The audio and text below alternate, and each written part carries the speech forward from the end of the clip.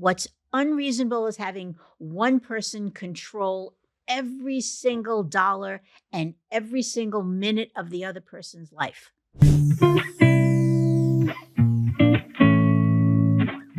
Welcome to Love, X's, and O's. We're your favorite divorce lawyers who have at least 76 years of experience, and we're here to dish on love, money, and everything having to do with life.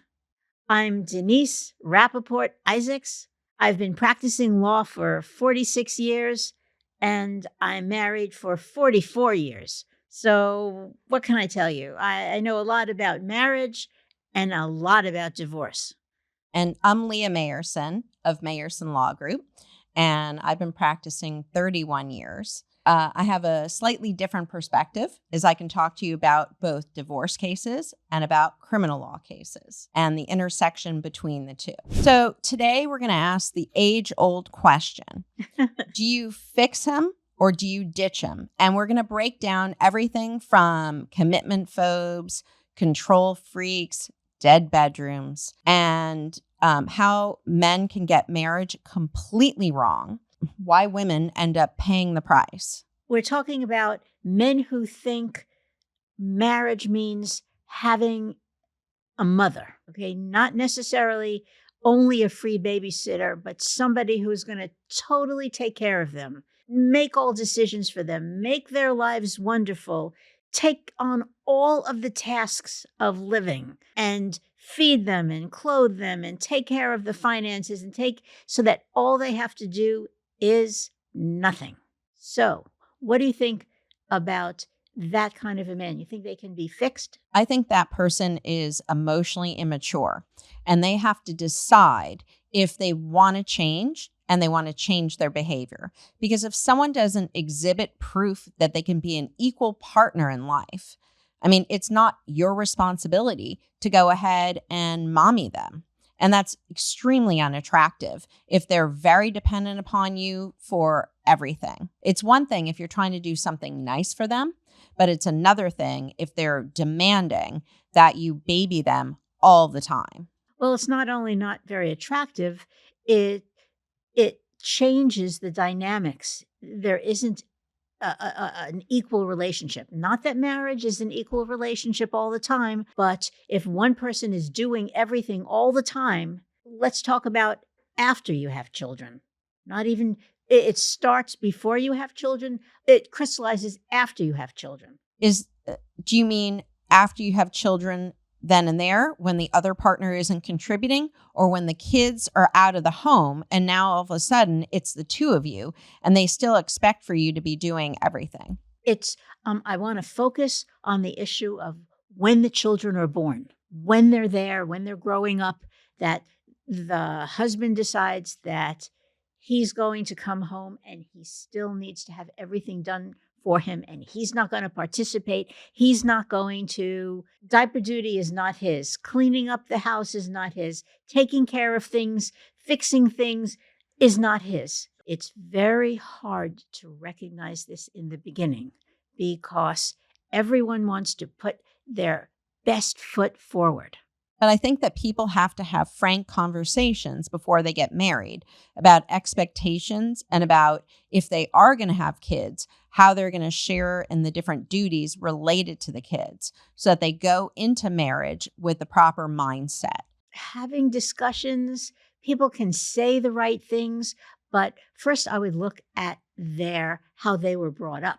Did they have a stay-at-home mom? Did they have a working mom? What do they expect you to be like their mother, or can you talk about being different than their mother? But I've seen lots of relationships where someone grew up in a very traditional home and all of a sudden the husband wants to be full hands-on, roll up their sleeves and do everything with the kids. So I don't think that's necessarily an indicator. I think you have to discuss that up front and see what their mindset is. Now, I agree if they grew up with that, it could be that they're subconsciously thinking you might do that for them. I disagree. I think that there's a bias in men on a general basis to think that it's women's work and the mother should do it, and the mother should take care of it, and that their job is not bringing up the children, taking care of the house, taking care of things, and being an equal partner.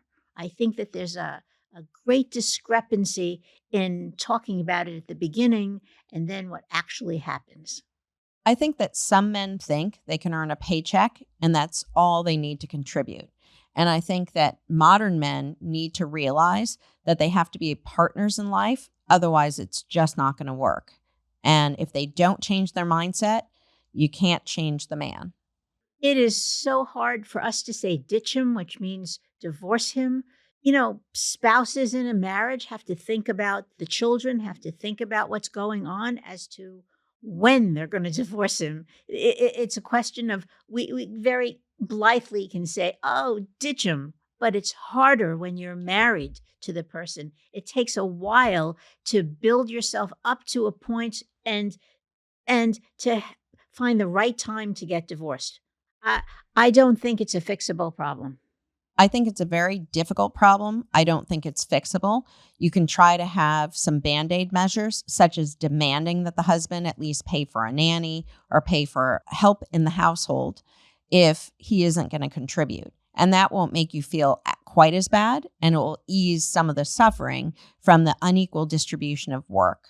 But It'll ease some of the resentment because the resentment builds and builds and builds when you're not having a partner. so, what do you think about men who weaponize money? Whoa, We whoa! It's not only men who are violent.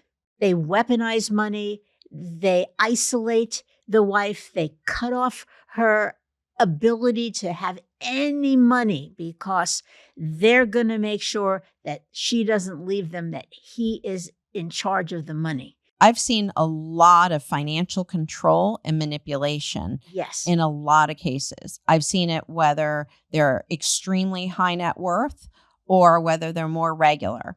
And it's more often than not men, but I have seen it amongst some women as well, So have I. manipulating men. Yes. And usually one person is extremely financially controlling and to the penny is micromanaging what the spouse can go ahead and spend for basics, even like groceries for the family. And I've seen many situations where one spouse is begging the other one to send them stuff for the kids' field trips, for grocery shopping, for basic necessities, especially when they're earning hundreds and hundreds of thousands or millions of dollars a year. And it's just disgusting and terrible. I had a lovely woman who divorced her husband because he made her go to her father to borrow money for the groceries. And then she had to bring him the receipt from Publix so that he would give her exactly that amount of money and she would give it back to her father. We discovered in the ceiling is where he kept all of his receipts, and she ended up with millions of dollars. And she bought everything at thrift stores. She bought everything at garage sales because he was so controlling. That's just gross. Absolutely gross when someone does that to another human. And it is, there's a component of it that is violent. It doesn't mean that somebody is punching you, but they are so controlling of everything that you do. It's something that happens consistently, and it happens on a gradation. I think money fights are one of the top ways that we see people headed to divorce court. And I think this is a scenario, if someone is that financially controlling, you need to ditch them.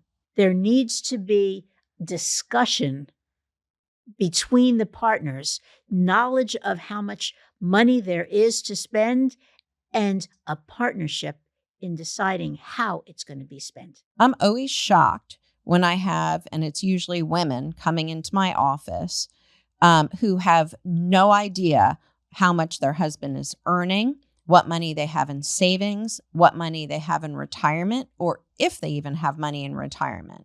And a lot of times these women are shocked when we turn over the financial discovery. And if they had just been vigilant at the very beginning of their relationship and set boundaries, I think none of this would have happened, or they would have ditched the guy up front. And no one knows that every year you don't just sign something so they can send in the taxes. You want to look at that tax return every single year from year one. You want to know how much you're making and how much your husband is making. Knowledge is power. And if you allow yourself to be cut out, and you can also go online and get a copy of your very own tax return, so that your partner who didn't give you the tax return doesn't know that you have it. And then you know exactly what's happening. You know exactly how much money there is after taxes and how much money is being spent or misspent. I think this segues nicely into the men who think that marriage is about ownership, not about partnership. If there's total secrecy, you don't know how much money is being spent, you don't know how much money is being earned, you don't know how much money is being saved, you are totally out of the loop. You cannot fix it except through a divorce. I agree with you. I agree 100%. Men who confuse marriage with ownership. That is so true. You have to say it again. So a lot of men think that because they married you, they now own you, and that they can decide exactly what you can do with your career, with your time out of work, with raising the kids, with absolutely everything. And they try to control the entire relationship and the entire marriage. And this is toxic. And they isolate you. They tell you who you can, or they make it difficult if you're going to be inviting other women to come over with their children. They make it difficult. They make your life difficult. You have to beg to be able to have your children be able to go on trips.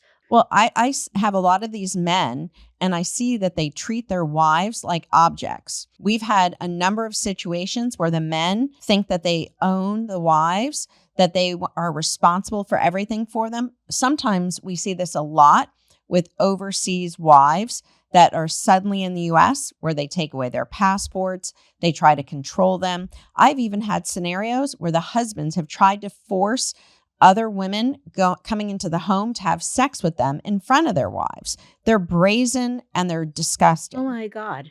It's disgusting. It's power manipulation of the worst sort. Absolutely. It's evil. Absolutely. In the particular situation that I'm thinking about, the husband kept threatening the wife with deportation, saying he was going to take custody of their kids and that she would never see them again if she didn't participate in everything that he wanted to do. It was just horrific. In this case, for the purposes of this episode, I would say ditch him if he does something like this, and ditch him as quickly as possible, because waiting isn't going to solve the problem. So the spoiler alert is most times you can't fix them. You've got to ditch them. So thank you for spending the time with us today at Love, Exes, and O's. And we hope to continue to be your favorite divorce lawyers. Now, if you have any stories about your toxic spouse that you want to discuss with us, or your toxic ex, please DM us or send us an email to info@loveexesos.com. If you're having a legal problem, give us a call today. You can find our number in the description below. And remember, marriage is a contract. Make sure to read the fine print.